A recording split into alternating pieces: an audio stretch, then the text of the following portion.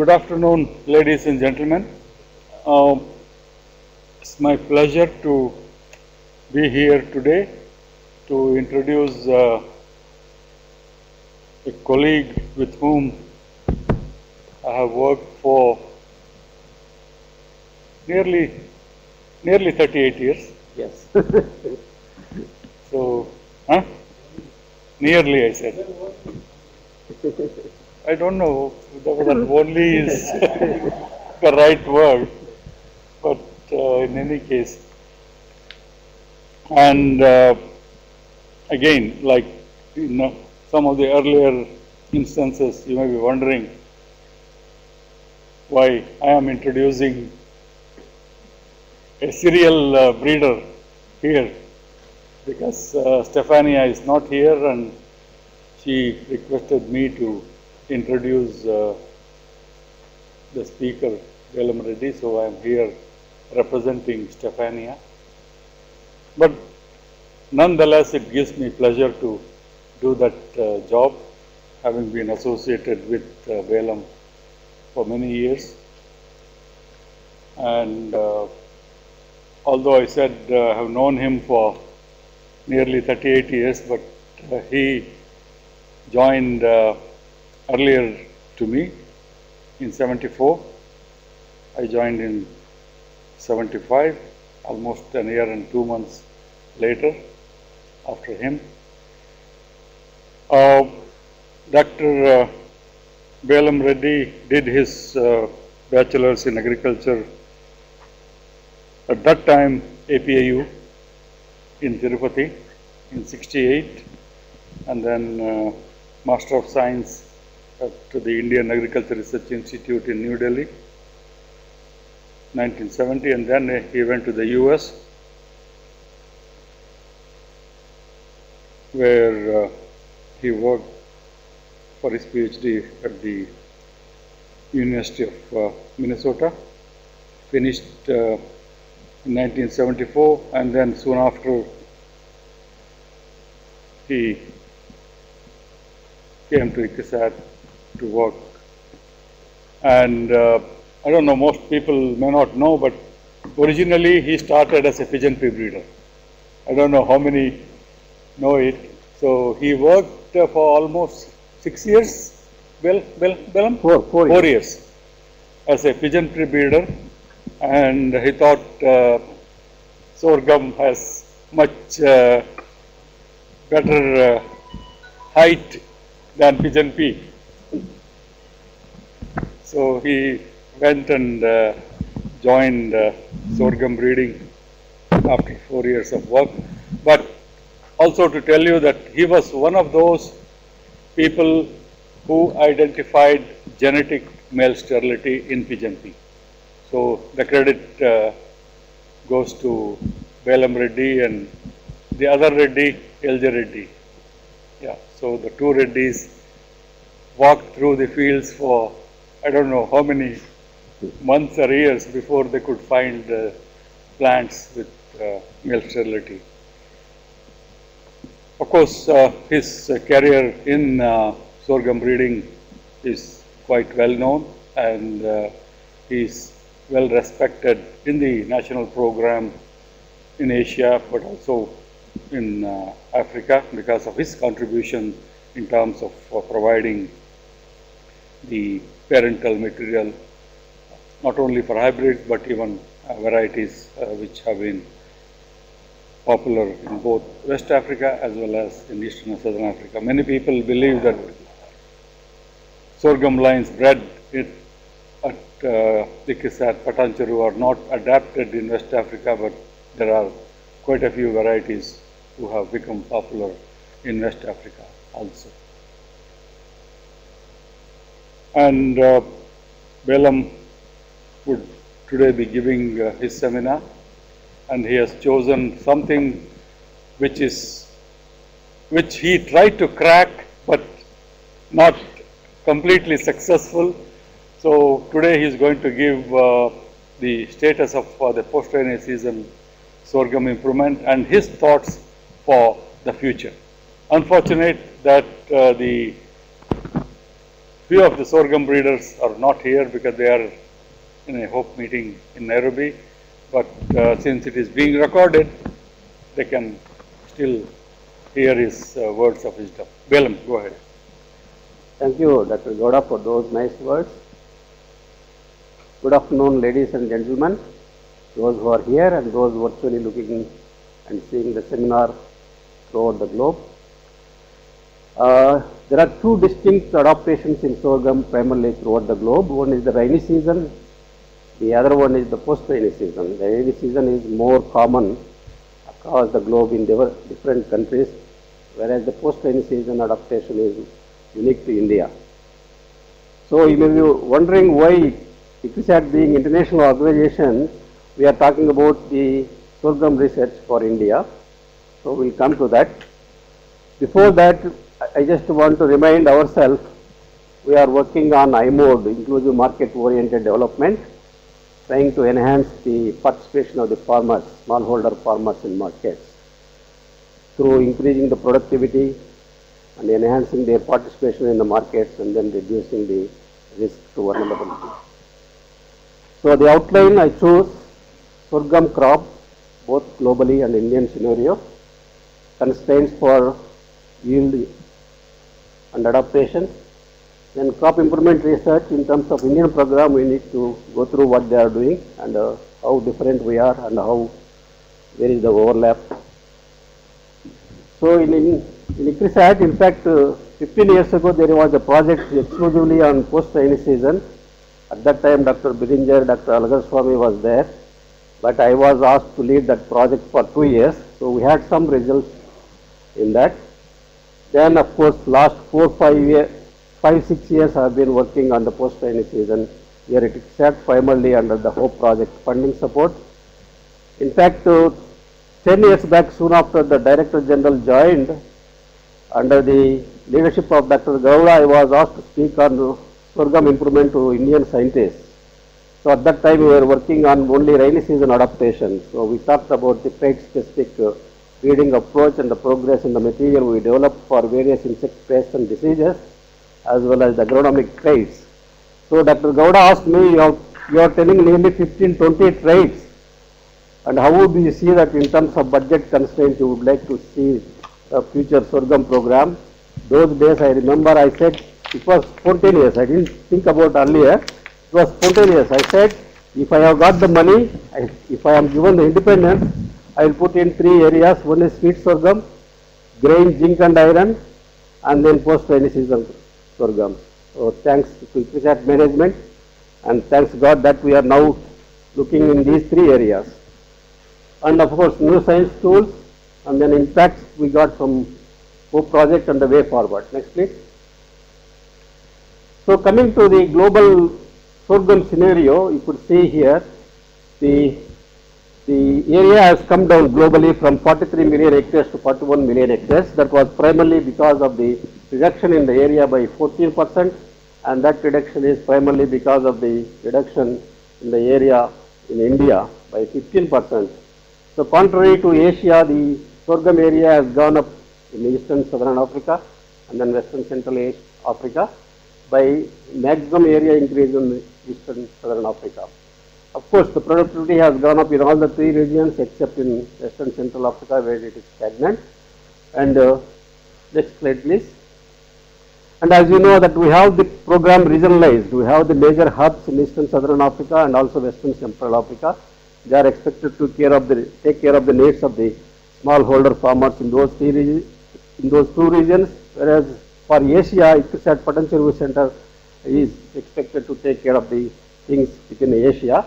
So out of the Indian situation, I think again the total area, both the seasons, rainy and post-rainy, has come down drastically by 18%, but more so in the rainy season it's very significant, in fact 25% reduction. And on the other hand, the post-rainy season it's more or less staying above 4 million hectares.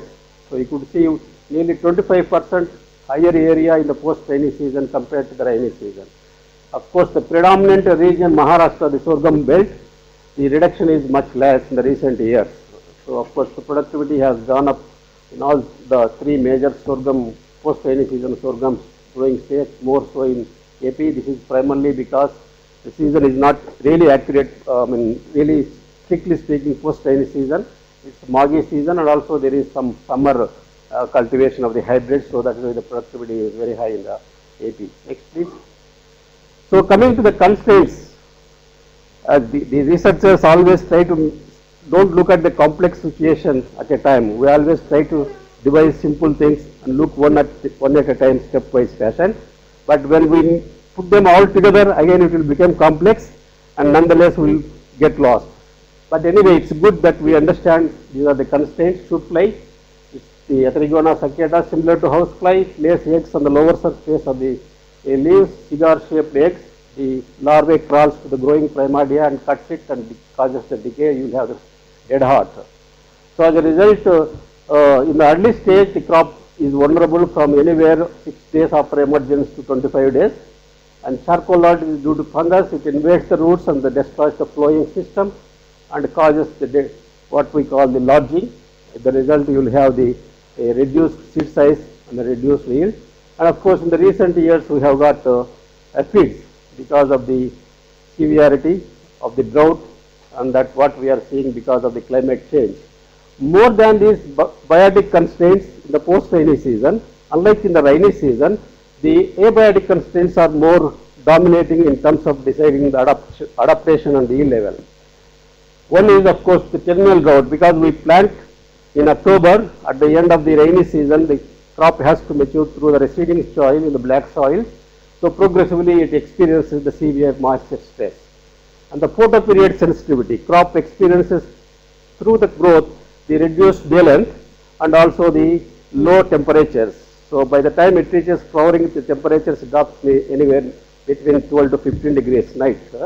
So as a result, you will have the lot of problems in terms of seed setting and all that. So you could see here the susceptible one, because there is choppiness. Next please. So there is a lot of work in terms of the individual constraints, both genetic and as well as other aspects. For example, photoperiod sensitivity, there are 6 genes identified, and then in terms of cold tolerance at flowering, you could see the pollen viability and seed setting. But with respect to post-rainy seasons in India, not many, because it is again complex in terms of there are some reports not very much authenticated in M35-1. There is incompatibility. It has got a beautiful mechanism developed itself, self-incompatibility, so that it get over the terminal stress and leaves some progeny to the next generation. It yields something, and because of that. So this is all complex situation. Whereas the terminal drought, charcoal rot, we have the stay green. This is the only trait, and also less lodging. Both are related, and it is polygenic. And it's as far as the breeding behavior is concerned, it is dominance. There are 9 QTLs identified, but whereas at ICRISAT we are working nearly 6 QTLs. And Shootfly again, dead hearts, trichomes and glassness, lot of data is there, lot of studies on lining to tested and all those things. So mostly additive as far as the breeding behavior is concerned, because why I am saying breeding behavior, it has got lot of connotation in terms of developing hybrids. If it is additive and recessive, we need to have both the parents resistant to the particular constraint, both female as well as male. If it is dominant, then we can have only one parent with that trait, then we can have the hybrid with that trait. So that has got lot of aphid tolerance, again dominance, 2 QTLs on chromosome 9. Next please. But what we don't talk much, except farmer and breeder perhaps, is about the grain yield and yield trait, potential yield genes. And the grain quality is not much deciphered, except that we know round globular, it is recessive, gold is partially dominant or partially recessive, fairly white again highly recessive, lustrous green is highly recessive. That means the female parent as well as the male parent, we should have both these traits to have the hybrid. So in order to have Maldandi grain, this is the ruling king or queen of the Rabi tract, we need to have both sides with that kind of grain characteristics. Fodder yield and fodder quality, these are the traits we know that relate to the quality, but except for stay green, these things we don't know in terms of the genetics. Of course, foliar diseases we know, We don't know anything much about the genetics aspect of this. Next, please. So additionally, there are other issues. We need to know the land races ICRISAT in gene bank. We know when we grow them, they all look alike phenotypically. So where to go about it? So we need to understand the genetic structure of different populations. We know, go back, hyperlink. We know we have the Muscovadi sorghum similar to Postrainy sorghum in Western Central Africa around Lake Chad, where they transplant the sorghum in October, September along the receding soil moisture of the Lake Chad. So we collected the high yielding bold grain Muscovadi sorghums. Yemenis bold grain sorghums also we collected, and highland Ethiopian cold tolerant sorghums also collected. We have got this marker analysis done thanks to Dr. Tom Yash and Santosh. So you could see these Rabi sorghums and Rabi released varieties in India, post-rainy season varieties and land races, they all clubbed together, and whereas the African material, they are all together at other spectrum. So this gave us immense strength and belief that this is the area we should bank upon and then bring in the needed variability. Next, please. Photoperiod sensitivity is another issue. We understand very less about it. The reason being, along with it, we need, during the crop growth, there is low temperature. That means we need to have the genotypes that withstand low temperatures. There should be, that means they should be less sensitive to temperature or insensitive to temperature. We have screened and we have identified the protocol how to go about screening it. You could see it, Padmani Jyoti and Dagadi Solapur, these are less known varieties compared to Maldandi. In the early planting they take more time, whereas in the late planting they take less time to flower. That means late planting ones get exposed to lower temperature, so they have the photoperiod insensitivity mechanism, so they can complete the life cycle much faster, they can withstand low temperature. So we want to use this kind of screening technique in order to see that we identify more and more material with this photoperiod sensitivity and temperature insensitivity. On the other hand, if you see the Kharif bred material, rainy season bred material, in the later dates they expose to lower temperature and they are sensitive to low temperature, they take more time to complete the lifespan. On the other hand, there are some other like Pune Vasudha and SPV 1359 and M35, they come to flowering more or less same time. But we need more and more of this type which have got more temperature insensitivity. Next, please. And another thing is the correlation among traits, because we are not breeding only for grain yield, we want to breed the fodder as well. So we will to see the correlation among traits. You would see that grain yield, plant height and seed weight all are related, although the grain yield and flowering is less related, but they are all positively. So we cannot reduce the height and grain size too much without sacrificing something. Next, please. So there is less leverage, less flexibility in terms of reducing. We cannot go for 3 gene dwarfs in terms of developing female lines. We can go only up to 2 gene dwarfs in terms of developing female lines and up to 1 gene dwarf for restorers in the case of post-rainy season, unlike in the rainy season. Single versus 3-way cross. We have made thousands of crosses earlier with Maldandi and Barshizoot, the so-called most lustrous material that popular with the farmers in post-rainy season track. But in single crosses with the Caudatum, bold grain, Caudatum B lines, we always end up with very miserable looking plants. Seed size goes down and they look very miserable. So we are trying to examine some of the 3-way crosses. We will present to you some of the results in that. And then hybrid seed production, another concern. Although we have the hybrids now, the seed companies are not coming forward. The main reason is they multiply the seed in October plantings and they get the seed harvested in January, process it and they get the seed ready by April end, and they want to leave the seed with the dealers by May middle. Whereas in the post-rainy season, they cannot wait until August, September. So they don't want to keep the seed stocks with them and then incur a lot of interest loss. So they are shy of it. We examined some of the possibilities of multiplying the seed in January in Maharashtra with 2 locations, Pune and Rahuri and Badnapur and Padmani. We are finding good results, but irrigation is required in this area, then only we can have the seed multiplication. But as far as the multiplication is concerned, the lag time to get the seed ready and then dispose to the dealers, it would be less than 2 months in this kind of mechanism. Next, please. So Indian programs, they primarily carried through the pedigree breeding, the emphasis on fodder and grain yield and quality. Heterosis, they did not believe on the heterosis. Dr. N.G. Rao, strong believer in post-ready season, there is no heterosis, there is no need of going for hybrids. You have some of his data, you could see here, grain yield in the Rabi season 9% superiority as far as the heterosis, 7% in another cross, 25% another cross. On this basis, he concluded the Indian program should go for developing the varieties. Next, please, go back.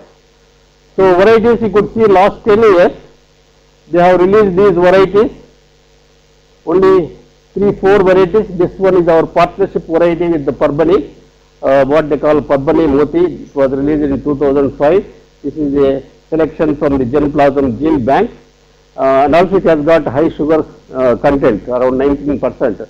So, and you could see the pedigree here, most of them land races coming from the post-rainy season track. Next, please. So, little emphasis on shootfly resistance and stay green. They did not have that kind of discipline-oriented, multidiscipline-oriented research setup.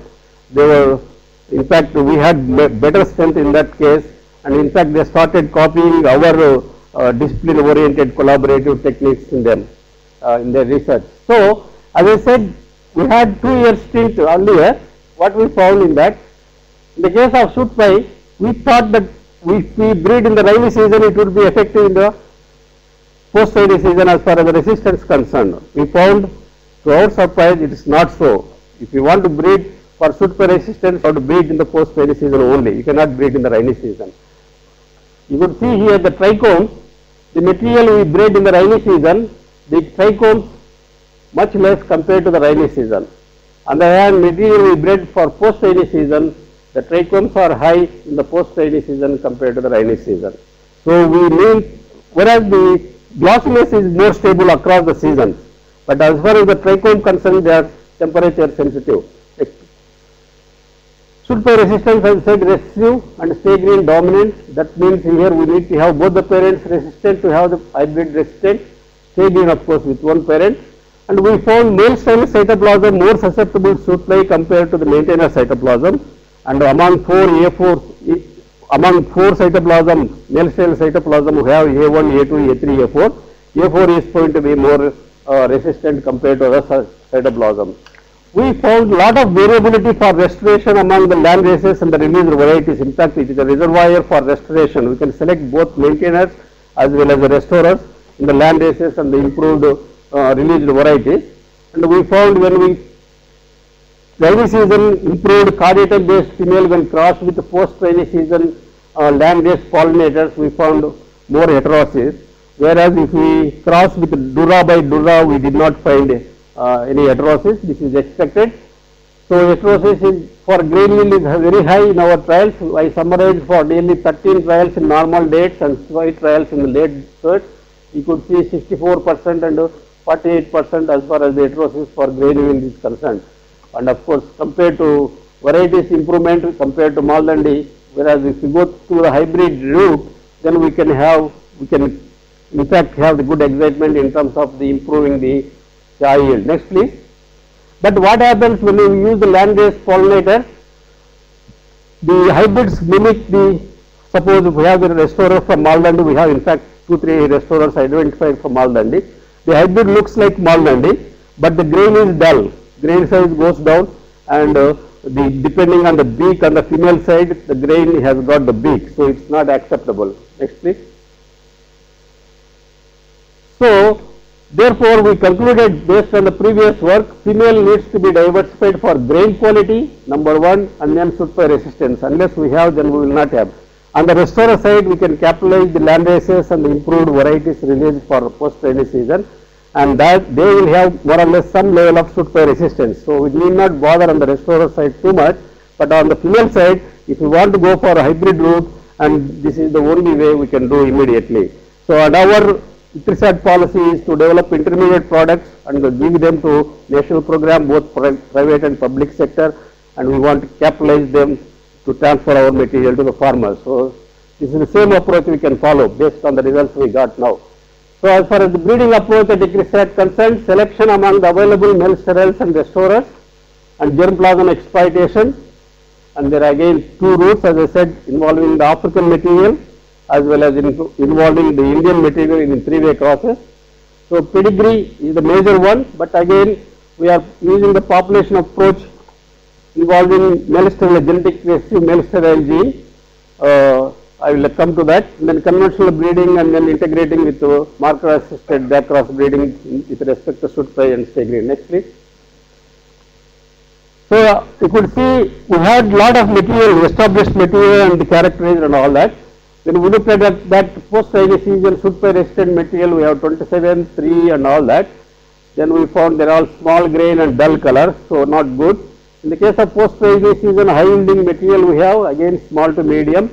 And recently whatever we had in the pipeline, we try to look more in terms of the post-rainy season grain characteristics. Quality wise, they are small to medium. I will show you some data. As far as the variety is concerned, there is no problem. They are all on par or exceeding Maldandi in terms of all characteristics. Next please. So, these are the characteristics of some of the elite male sterile lines we developed in the last 4 years.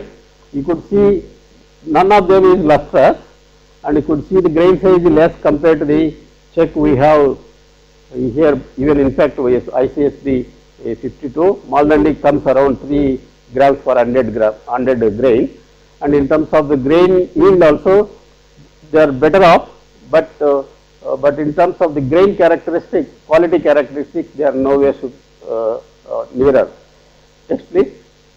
So, these are the some of the grain characteristics. This is Maldandi grain and this is 296B grain, and these are the improved, this grain size is, this is much fairer looking, this one and these three are much fairer looking. Next please.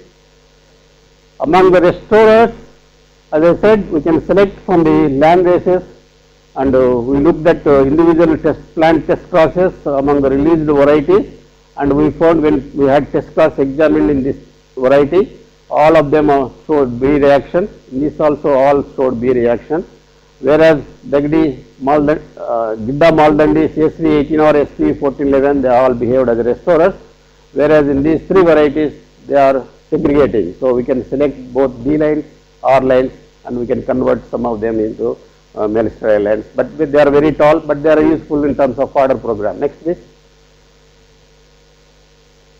Yeah, this is the one, as I said, in terms of genetic diversification, exploiting the genetic variability with African land races. So, we have Caudatum B lines which are primarily based on Caudatum B lines. There are durras mostly, they are exploited for rainy season. These B lines were crossed with African land races, bold grain Cameroon lines, bold grain Yemanis lines, and the highland cold tolerant lines from Ethiopia. And you could see G stands for Guinea, B stands for Durra, and C stands for Caudatum, and B bicolor. So, you could see this is the kind of races, these are the lines we involved, this is the origin of these lines, Yemen, Cameroon and Ethiopia, and we have the material like F4, there are 934 progenies selected in F4 coming from the B lines, one of the parent is B line, and out of that, of course, there are some with restorer lines also. Can we see here F4 how they look like? Yeah, these are the progenies we have got, except this one. All these progenies are exceedingly doing well as far as the grain quality is concerned in terms of grain size, and the grain luster and the globular nature, they are in par with Maldandi. This one has got the yellow pericarp, a typical characteristic of Kauras coming from Nigeria. Next please. So, these are the BC2, BC3, BC4. You could see that this one was the first developed 6 years back, first crosses product. Then you could see there are more Indian material here compared to the material here, which are right now coming up. Next please. So, these are the, I am really excited about this. In one progeny we have selected with Barshizoot, We crossed Caudatum B line, which is 1.5 meter height, Maldandi, and then another Barshizoot. A three-way cross, we got exciting segregants. These are not as short as the Kharif season B line, but they are nearly 1.75 to 2 meter height. But you could see the grain size and the characteristics of the earhead. They have come away from durra, and the grain luster is just like Barshizoot. So I consider it is a real breakthrough, and we are very well on the way. In another 2 years, we will be able to say something Maldandi grain on the female lines. Next, please. So this is the elite sorghum R lines we have. You could see the R lines, as I said, no problem in terms of the pearly weight and grain luster scored on 1 to 3. 1 is most lustrous, 3 is very dull. Grain yield and grain size, you see they are better than full H Chitra and SPU 1411. Next, please. And again the R line program, elite sorghum varieties, and again compared to Maldandi in terms of grain luster, grain color, grain yield, and then grain size, they are better. Again, you could see this charcoal rot, both two criteria, 2 parameters, and Shootfly, in fact, they are better than Maldandi. And this is based on 3 locations data, thanks to our partners at MAU and MPKV. Next, please. And this is the hybrid data based on 3 locations. And hybrids, as far as hybrids concerned, in terms of Shootfly, they are not better than SP 1411 or Maldandi. So that means in these female lines, these are incidentally they are lines selected based on grain characteristics from the recently developed or old established material, female lines. So we need to bring about Shootfly resistance, although we reach the grain quality traits more or less like Maldandi. So these are the 3 location data. Next, please. You could see the locations as far as the late flowering and then seed size is concerned. They behave more or less similar because the later ones get affected by the maturity, grain size gets affected by the maturity primarily because the receding soil moisture situation, whereas the plant height and the grain yield, the locations behave similar. Next, please. So in terms of GGE, the ICRISAT is the best location for discrimination, followed by MAU, and of course in PKV very harsh location because there is severe pressure from the Shootfly infestation there. So this is the range we work, 2.5 tons to 4 tons yield, grain yield, these locations. Next, please. So coming to, that was all pedigree program. Coming to population improvement program, this is one novel thing we try to start here last 3 years. We want to retain the Maldandi grain in short B-line background. So we are using the male sterile, recessive genetic male sterile gene MS3 gene crossed with this is a dwarf, crossed with lustrous B-lines which are generally tall from selections from Landraces. F1 is fertile and tall. In F2 we have got the dwarf and sterile segregation.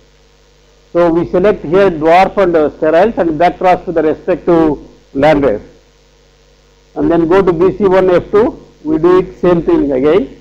And then after BC2, then we look at we selected the fertiles and then test cross them, select the maintainers and start converting them.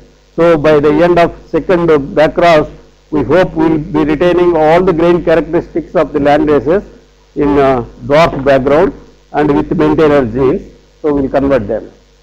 So we will have both B lines and R line populations being converted, because R lines also we need to have the height reduced. So in the case of R lines, we don't need to go through the conversion. We just make the test process and try to identify the good, strong restorers. Next, please. This is protein general population improvement with the recurrent selection program. One is for B population, other one is R population. In fact, systematically we need to have 3 phases. One is introgression, next is the recombination or randomization, and third is selection. But we don't have time to go through all this. We have done the introgression while doing the recombination and random mating, and then we have also started selecting. We clubbed both of them. In fact, scientifically it should take 3 years of random mating, then only we start selection. Then only we will have the genes at genetic equilibrium. Next please. Marker assisted breeding as far as the Shootfly resistance is concerned, thanks to my colleagues in the biotechnology, Dr. Tom Yash as well as Santosh. So they are working on 3 major QTLs. In fact, Maitri from MAU, scientist who worked on this, and he has got 296B and BTX623. These are the female lines with the markers incorporated. No QTL, no single QTL is effective completely. This is one thing. That means we need to go for pyramiding all the QTLs. So it is a long drawn program as well. So these are the QTLs, SB1 and SB7 and SB10. These are the 3 QTLs. There is another one, but this is a very minor one. Next please. And in terms of stay green or charcoal rot, the B35 based QTLs have been identified here. And we have got the BC3F5s and BC4F4s. These are evaluated both in lysimetry as well as the multi-location trial. And whereas with the traditional breeding, we have used the E36-1, highly photoperiod sensitive, highly stay green. And we have got the female lines based on E36-1 dwarf background and stay green. And whereas E36-1 is very tall and highly photoperiod sensitive. Whereas the male styles, we got stay green male styles from E36-1. They are somewhat insensitive and short. Next please. So these are the, this is the STG, this is the QTL, and these 3 plants shown to have high productivity under water stress conditions and as well as the watered, well watered conditions compared to all other plants. So that is again single plant data, so we need to take it with a pinch of salt. Next please. So we have the screening efforts, new major innovations in terms of phenotyping. Next please. For abiotic, lysimetric, Dr. Vincent Wadeza is doing it. Next please.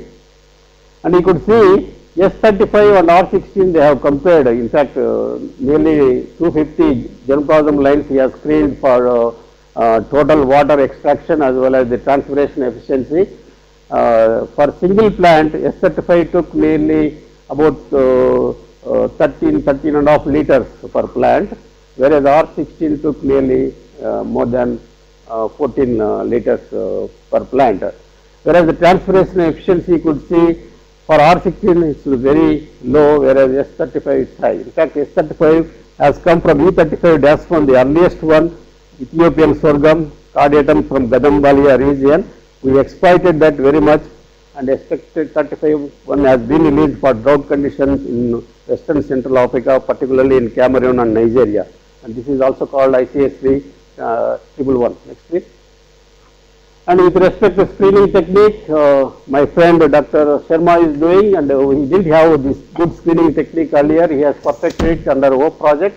One is the clip case technique, other one is the net technique, and of course field screening in 3 different dates. So involving these 3 techniques. Next please. So we have identified the B lines. In fact, in the existing stock, we have got several B lines which are resistant. This is Swarna, highly susceptible, and the TAM 428 and C43, they are considered to be resistant. Compared to them, then we could see several B lines. It's a good thing. Then, but these B lines don't have good grain characteristics that we are looking for post-growing season. Next please. Here, how I am at for time. Charcoal rot toothpick, Dr. Rajan Sharma is looking at it. 10 days after flowering, he inserts the fungus through the toothpick, second or third internode, and then take the reading about the fungus, how many nodes it crossed, or the length of the fungus within the stem, and also the number of soft plants compared to the hard plants by pressing the stem. Next please. So we see some of the hybrids, you could see compared to Maldandi SPV 1411, some of the hybrids are doing well in terms of the stay green. Next please. So that is all about the research. Another thing, as I said, I mode. This is very important from the institute research plant we have.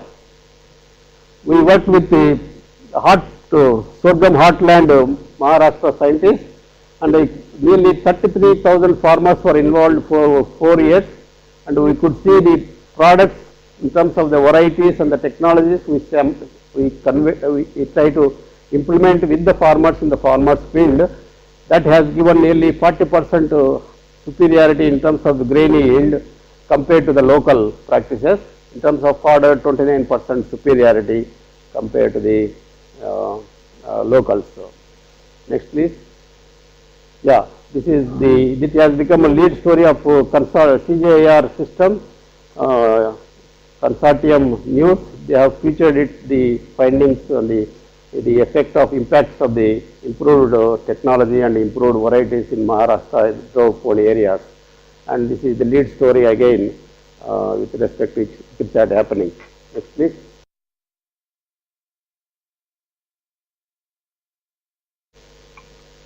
Move on.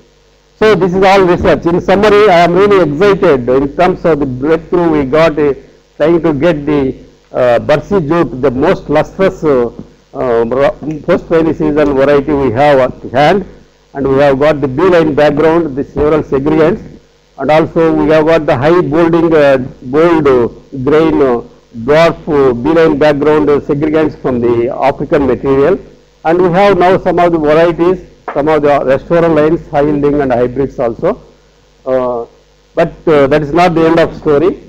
Next thing is, in short term, we should look at intercrossing among the Indian and African derivatives.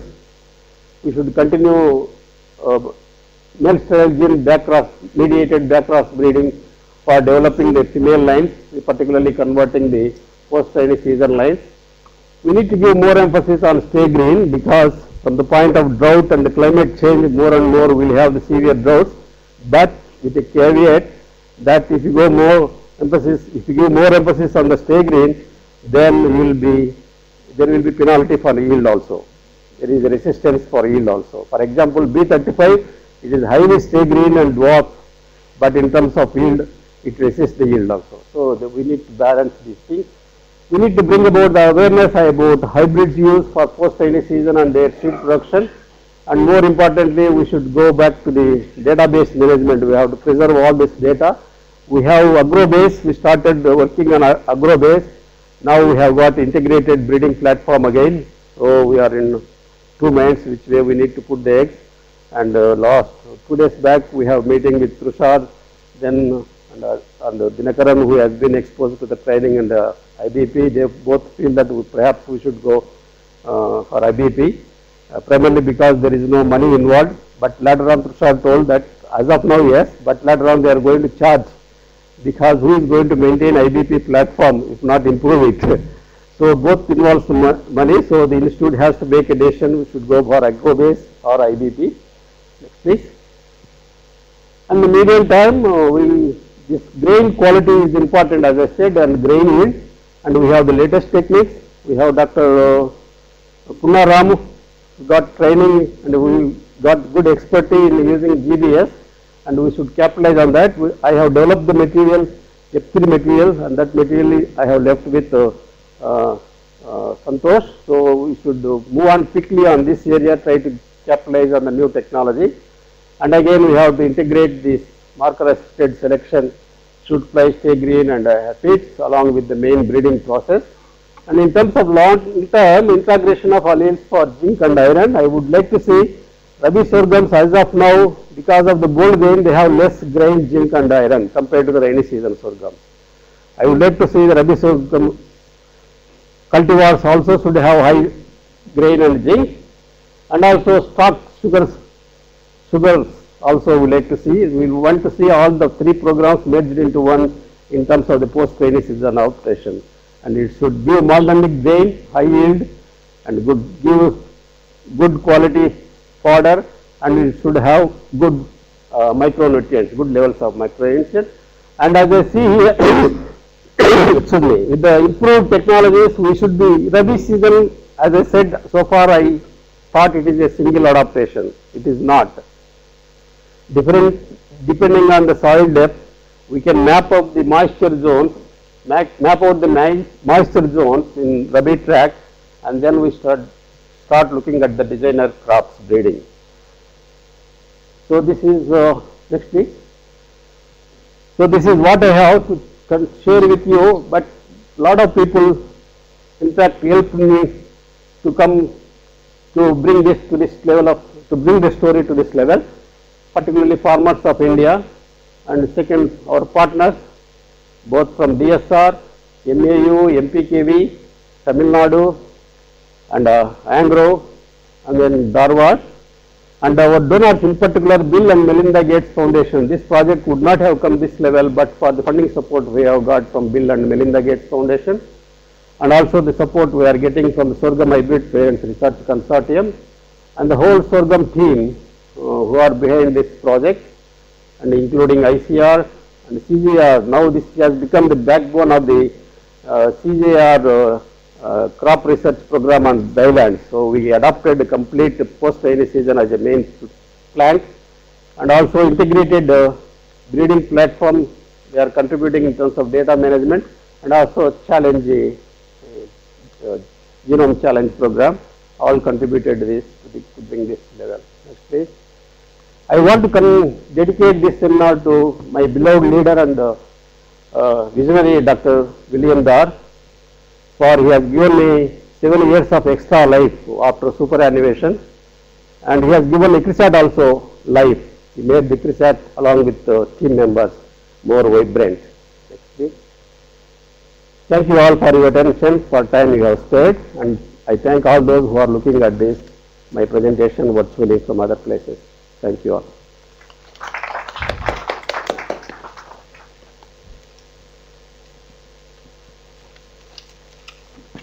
Dr. Gowda had to leave actually midway through the seminar to meet some important visitors from the government of Karnataka. And while going, he asked me whether I had to handle the questions and answers. I don't think I have to handle it.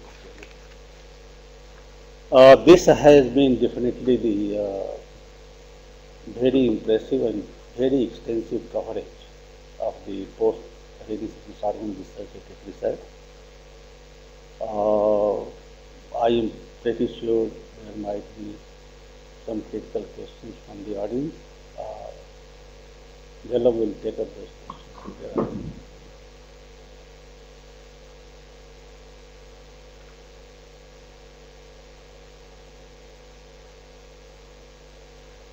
Yes, Janila. Janila raised the hand first. One from non-sorghum group actually, and then from you. So you just mentioned that you had gone to 2, 3-way and 4-way multi-parent crosses, preferring over bi-parent. What are the advantages that it gave you? We try to bring these grain quality related traits, or all traits are recessive. So we try to use different land races, Maldandi for example Barshizoot, on the single female in the 3-way cross program.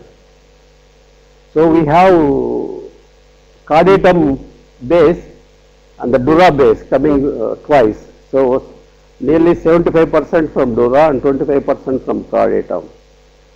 So that has given the hope and that has really clicked us.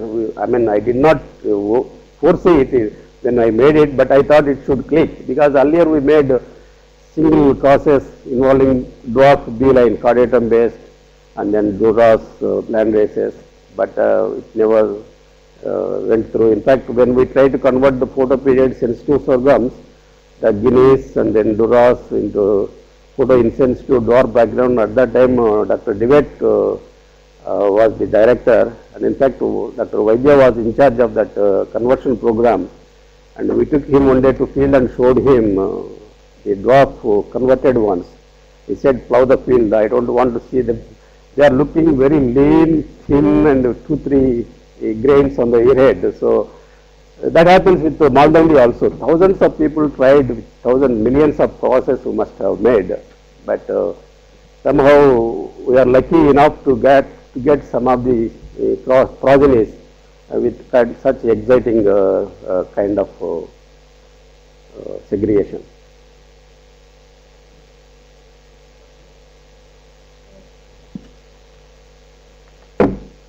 You mentioned the work of Dr. N.G.P. Rao, and if I can recall, there were at least a series of papers from that group, N.G.P. Rao, Rana, and all these people, and several of them dealt with the post-rainy season. and the possibility, why hybrids possibility is less likely to succeed. And if I can recall, one of the reasons they pointed very clearly was the preponderance of additive and basically additive by additive. And that by nature, as you rightly mentioned in your presentation also, that if we have that kind of, then you have basically varietal improvement program as such, and that's why within population exploitation of that variation would be much more than the other. And their estimates of heterosis, in fact, if you see, was based on hundreds of the hybrids they made, 6%, 4%, sometimes minus 2% of heterosis. Of course, you can selectively pick a few hybrids out of those 100 and can still get 60% or 70%, but predominantly the heterosis levels they obtained in those hundreds and hundreds were very less, and there was strong genetic reason for that. Yeah. Okay. Your question is twofold. No, it's a comment. Thank you. I take it good. It's a good point. So I did not refer all those data. I just only for the sake of clarity, I picked what is manageable in a single slide. But here they have dealt more in terms of developing varieties as high yielding as hybrid. So a lot of papers were there. So when they developed CSH1, they asked the question, can we have variety that beats CSH1? When they got CSH5, again they asked the same question. But in fact, what are the varieties? Varieties are part of restorers on one side. So naturally in sorghum, because of high additive by additive, general combining ability is high, and also the correlation between hybrid performance and the parental line performance is very high. If the lines are very good, hybrids also do very well. But unlike rainy season, in fact, he was the first one to release the CSH1. He went very strongly hybrids for rainy season. What he calls exotic by Indian crosses, lot of series of papers. In fact, I worked with NGP Rao for my MSc. So he is in a way guru, initiated sorghum work to me. But unlike rainy season adaptation, in the post-rainy season, he took quite dramatically opposite view. He said the hybrids is not the answer for post-rainy season. Although, he said the hybrids in the rainy season drought area, they have better resilience and better stability. That part is okay, but in the post-rainy season, 10 months drought situation, he did not agree with that kind of notion. He has got a lot of papers in that area also. Yeah, your point is well taken.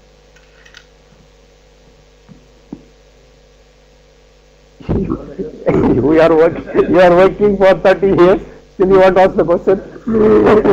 I have all the questions, in fact. So which part of the sorghum breeding you enjoyed most?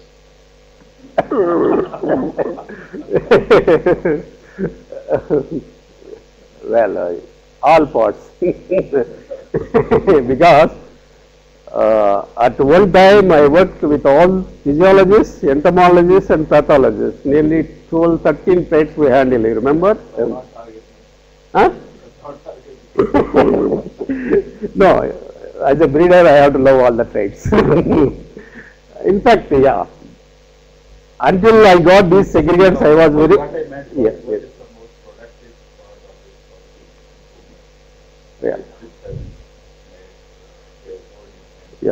this? Yeah. Well, ICRISAT right from the beginning is very innovative, and we were the first one to talk about resistance in the male steriles, not the Indian program. So we succeeded bringing the resistance in male sterile background, and we have characterized and then documented them for insect pests, stem borers, Shootfly, again for both adaptations. Midge was the first one. But there is a reason for it, Dr. Sharma. Midge resistance criteria is highly correlated with the yield. So both one and the same. So naturally when you are breeding for midge resistance, you are also improving the. So, but unlike Shootfly, for example, still naughty because we don't have good resistance. It is again load dependent. We have got Australian crosses, but luckily we got some derivatives, but we didn't succeed in that. The immunity did not transfer the complex when it is broken down, then in fact they are more susceptible than the IS 18551. So the right now I would say the exciting part is until I got the segregants, I was thinking that still that milk sterile program for rainy season was the best part. We all as a team contributed. But after looking these segregants, and I feel now we have broken the ground and we are at a stage to take off. We can have the hybrids in another 2-3 years that surpass the Maldandi, yet having the grain characteristics like Maldandi. But this is all because of all the teamwork.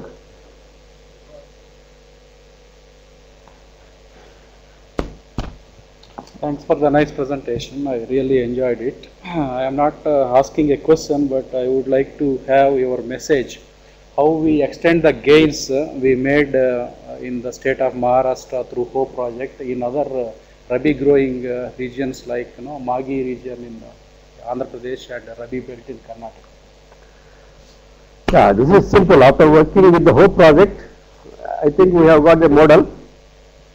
And we should emulate that model and implement in a focused project mode in all the regions. In fact, we are working now with Maharashtra scientists and try to hand over the program to them, and they should take it forward. In fact, Dr. Reddy is working very closely now, and Ashok Kumar, and we all three involved.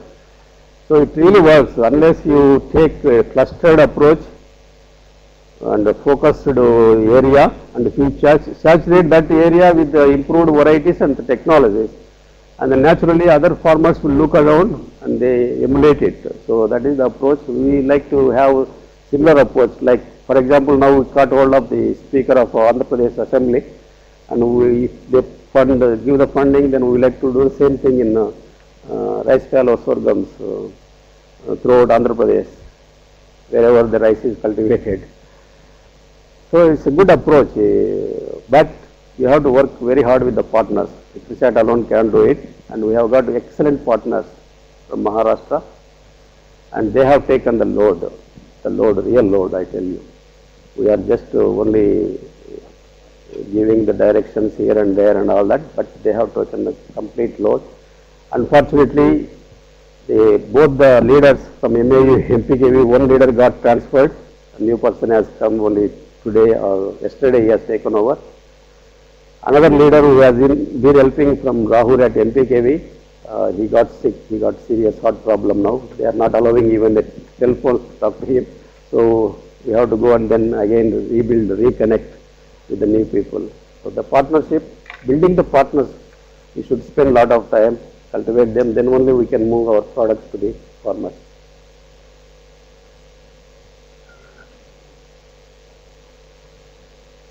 Not Belum, I can ask one question to you.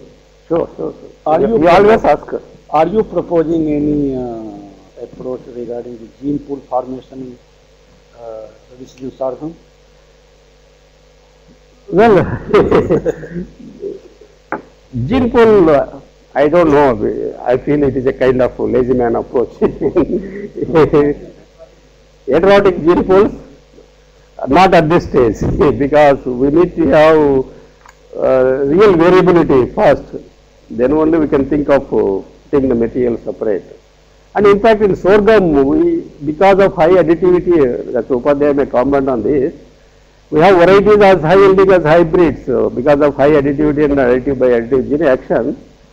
So we always bring restorers into the maintenance background whenever we want to transfer resistant sources.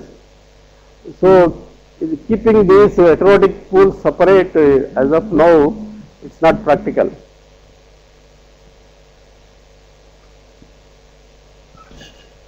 Yeah, a couple of questions for you. One is you didn't make any mention of fodder and fodder quality. Yeah. And I'm wondering if that's just not a trait of interest in this region. And the second is the sorghum genome was one of the first genomes ever sequenced. And yet when I look at our programs, sorghum is one of the crops that uses markers much less than many other crops. I'm wondering what's your perspective on why that is. Yeah, good questions. Both the things I dwelt at it. In fact, I mentioned fodder and fodder quality. Except breeder and myself and Michael, no other person talks. And of course, farmer is there. So we have to look into it. Once we have the handle on this exotic hybrids and the grain quality and the other traits concerned. When once we have the reasonable material developed with some variability, we definitely get involved with the animal science people. In fact, that I mentioned in one of the slides, fodder quality, thin stalk, stay green, and high diameter digestibility. These are the traits we need to look. We are working on with them on and off, but not in a systematic breeding program in terms of genetics, because we don't know much genetics. And regarding the sequencing sorghum genome, yes, it is the first crop sequence, but we have got already plans. In fact, Oscar left, otherwise under Oscar's direction we have taken seriously to go into the G by genotype by selection program, and we have made the process involving lustrous lines and non-lustrous lines. And I am sure Dr. Punnaramu will look into it, and that is going to strengthen the program further. I made these 2 points. So with that, we come to the end of the seminar. Let us give a big hand to Belum. Thank you. And Thank you all for your time. Invited for tea.